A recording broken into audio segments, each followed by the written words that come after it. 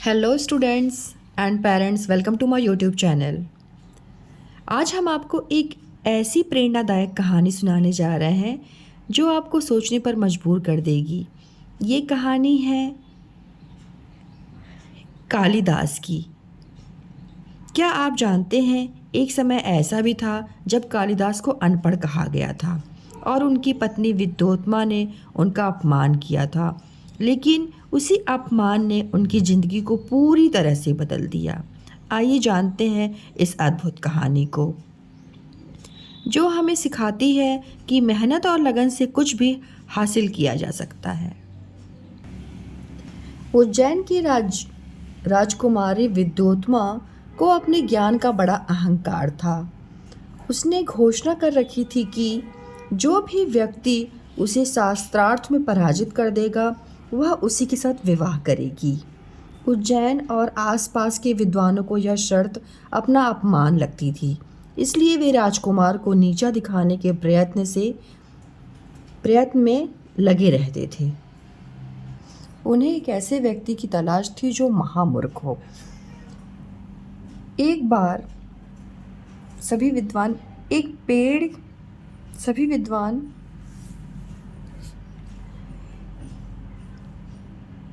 ने देखा कि एक पेड़ की डाल पर उल्टे बैठकर उसे उसी ओर से काट रहे थे जिस ओर से पेड़ से जुड़ी हुई उसकी डाली थी। उन्हें ऐसा करते हुए देख कुछ विद्वानों ने देखा और वे आपस में बातें करने लगे। एक बोला, इससे बड़ा मूर्ख इस दुनिया में दूसरा कोई नहीं होगा। देखो, यह उस डाल पर बैठा है और उसे ही काट रहा है। दूसरा बोला, हाँ, यह डाल कट गई तो वह नीचे गिर पड़ेगा और मर जाएगा या फिर चोट खा बैठेगा। तीसरा बोला, ऐसे जड़ मूर्ख की तो हमें तलाश थी, इसे हमें साथ ले चलना चाहिए और राजकुमारी से शास्त्रार्थ के लिए इसको तैयार करना चाहिए।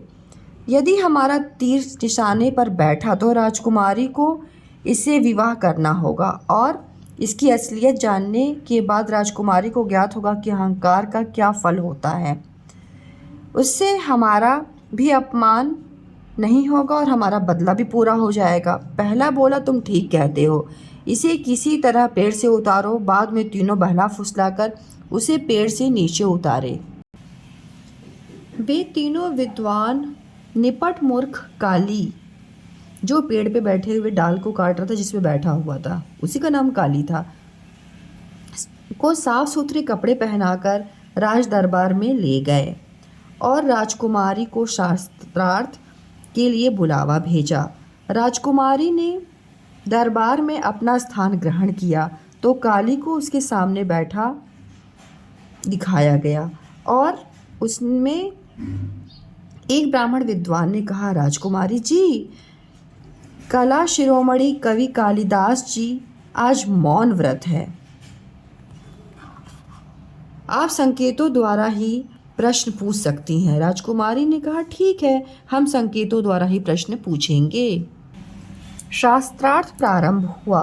राजकुमारी ने अपने हाथ की एक उंगली को कालिदास की ओर उठाकर दिखाया। कालिदास ने तत्काल अपनी 2 उंगलियां उठाकर उन्हें दिखा दी। दूसरी बार राजकुमारी ने अपनी 5 उंगलियां उठाकर अपना हाथ दिखाया तो कालिदास ने मुट्ठी बंद करके राजकुमारी की ओर तान दी। राजकुमारी उठकर खड़ी हो गई और अपने पिता महाराज उज्जैनी से बोली, पिताश्री, मैं पराजित हो गई। आप मेरे विवाह की तैयारी कीजिए, मैं कवि कालिदास से विवाह करूंगी। यह कहकर वह अपने महल की ओर चली गई। सभी उपस्थित पंडित एक दूसरे का मुख देखने लगे। उनकी समझ में नहीं आ रहा था कि यह कैसा शास्त्रार्थ था। राजकुमारी ने क्या पूछा और कालिदास ने क्या उत्तर दिया, महाराज स्वयं संशय में थे। महल में पहुंचकर महाराज ने पूछा, पुत्री, तुमने क्या प्रश्न किया और उसने क्या उत्तर दिया? राजकुमारी विद्योत्मा बोली, पिताश्री, मैंने एक उंगली उठाकर पूछा कि क्या परमात्मा एक है? इस पर कवि ने 2 उंगलियां उठाकर कहा कि जीवात्मा और परमात्मा दो हैं। दोनों का संयोग ही एक परमात्मा माँ का अस्तित्व उत्पन्न कर सकता है। जैसे स्त्री और पुरुष के संयोग से जीवन एक होता है। और दूसरा प्रश्न क्या था तुम्हारा? तो राजकुमारी ने मुस्कुराकर उत्तर दिया, पिताश्री, मैंने उन्हें अपनी 5 उंगलियां दिखाकर पूछा था कि क्या यह संसार 5 तत्वों से बना है?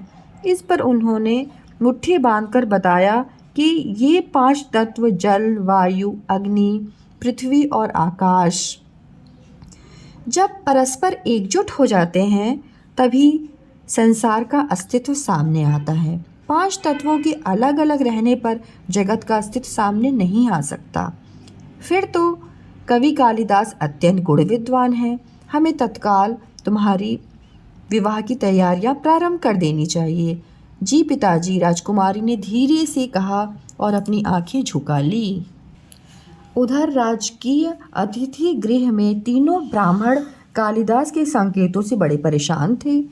एकांत होने पर उन्होंने कालिदास से पूछा, क्यों रे, तूने संकेतों से ऐसा क्या कह दिया जो राजकुमारी विद्योत्मा तुझसे विवाह के लिए राजी हो गई?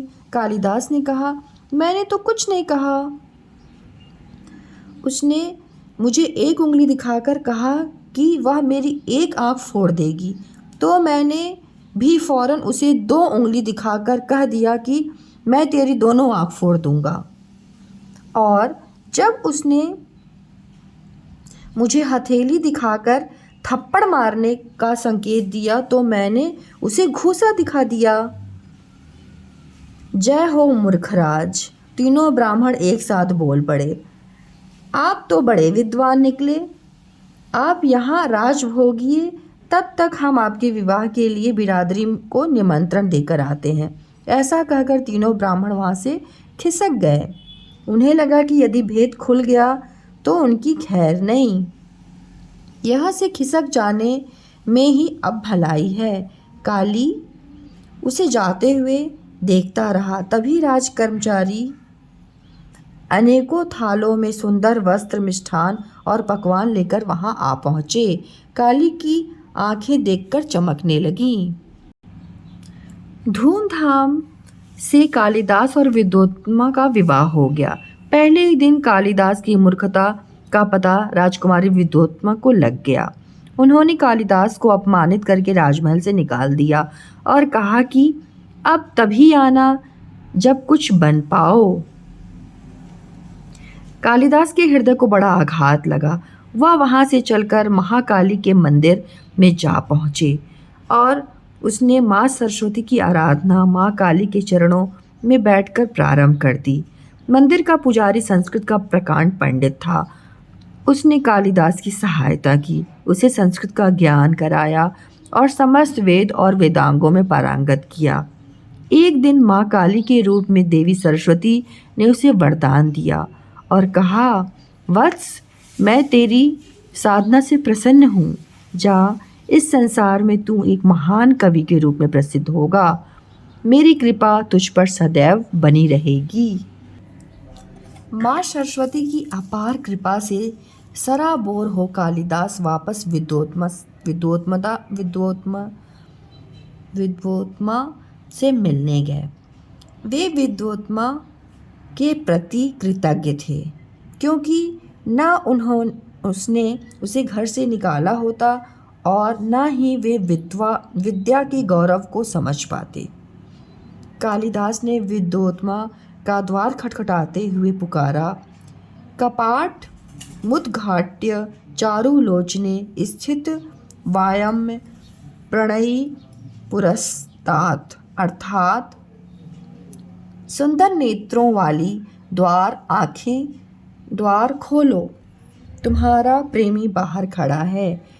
कविता भरी गुहार सुनकर विद्योत्मा के मुख से निकला, अस्ति कश्चिद वाग वशेषः, अर्थात कोई विशिष्ट वाणी से युक्त व्यक्ति है। उष्ट्र शब्द को उट्र उट्र कहने वाला काली की वाणी में इतना लालित्य आ गया कि विद्वोत्मा ने कभी भी इसकी कल्पना नहीं की थी।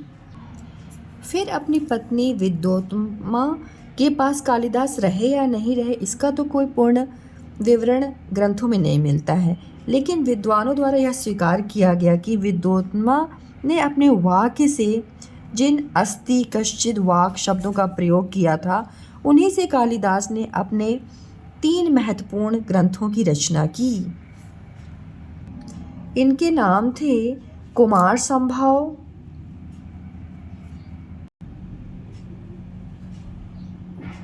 इस प्रकार देखा आपने कालिदास महान कैसे बने। मूर्ख से विद्वान हो गए उन्होंने, क्योंकि उन पर देवी की कृपा हुई। इसलिए अगर कोई आपको ना कभी फटकारे कि तुम क्या कर सकते हो, कुछ नहीं कर पा रहे हो, तो आपको दर्द होगा, मुझे पता है ना, लेकिन आप उस दर्द से कुछ बनिए भी। आप आप कुछ सीखिए और कुछ बनिए। जैसे इनको भी दर्द हुआ और ये बने, इन्होंने अपने जीवन को सफल किया, वैसे ही आप भी अपने जीवन को सफल कीजिए।